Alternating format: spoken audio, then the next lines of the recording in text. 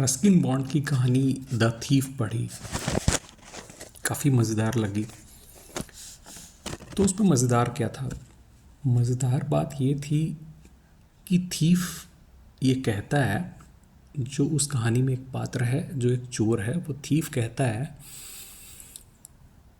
कि कोई व्यक्ति अगर बहुत लोभी हो, बहुत अमीर हो, तो उसके अगेंस्ट क्राइम करना आसान है बनिस्बत उसके उस व्यक्ति के जो व्यक्ति चोर के ऊपर ट्रस्ट करता है, यानी कि चोर उसका विश्वास पात्र है। तो चोर यहाँ पे ये कहता है कि मैंने देखा है कि जब चोरी हो जाती है तो जो लोभी आदमी है वो पैनिक करने लगता है। जो अमीर आदमी है उसको बहुत गुस्सा आता है, और जो बहुत गरीब है अगर उसकी कोई चोरी हो जाए तो फिर वो उसे विधि का विधान समझकर किसी तरह से एक्सेप्ट कर लेता है, मान लेता है।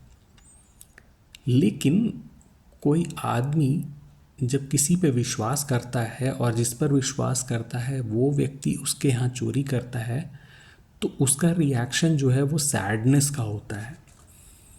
उसको बहुत आघात लगता है, वो गमगीन हो जाता है कि उसने किसी पे कितना बड़ा विश्वास किया और उस विश्वास को किसी ने तोड़ दिया।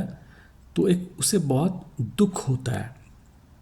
तो उसे न पैनिक होता है, न गुस्सा आता है, न वो एक विधि का विधान समझकर उस चीज़ को देखता है, बल्कि उसका रिएक्शन सबसे एक्सट्रीम होता है, उसे गहरा दुख पहुंचता है।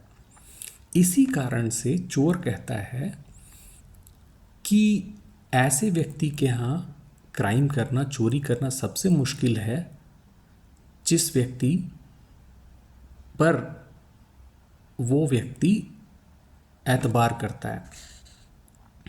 तो खैर कहानी भी कुछ ऐसी ही है।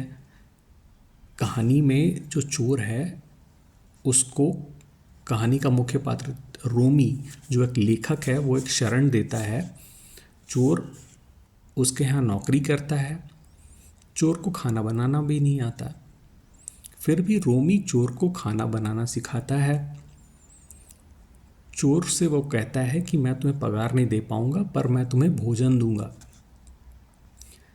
अब भोजन बनाने के लिए, सब्जी लेने के लिए जब भी चोर बाज़ार जाए तो भी छोटी मोटी चोरी कर ले, कुछ पैसे अपने जेब में रख ले। रोमी को ये बात पता थी, फिर भी वो उसे नौकरी से नहीं निकालता है, अपने यहाँ रखता है। वो चोर को पढ़ाता लिखाता भी है। तो एक तरह से वो उसकी देखभाल करता है, उस पर विश्वास करता है, उस पर स्नेह लुटाता है, ये सोचकर कि ये आदमी गरीब है, अभागा है। फिर भी चोर तो चोर था।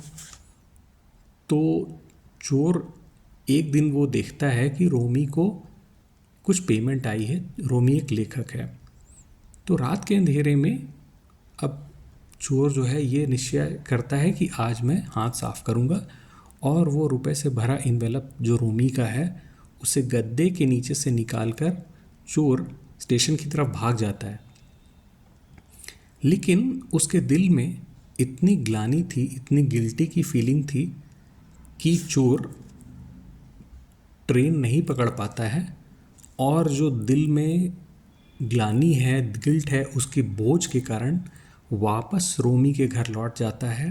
पैसे से भरा हुआ लिफाफा रोमी के गद्दे के नीचे रख देता है और चुपचाप जाकर सो जाता है।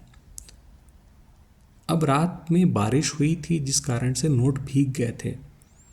सुबह जब चोर उठता है तो रोमी 50 का नोट लिफाफे से निकालकर चोर के हाथ में चुपचाप रख देता है।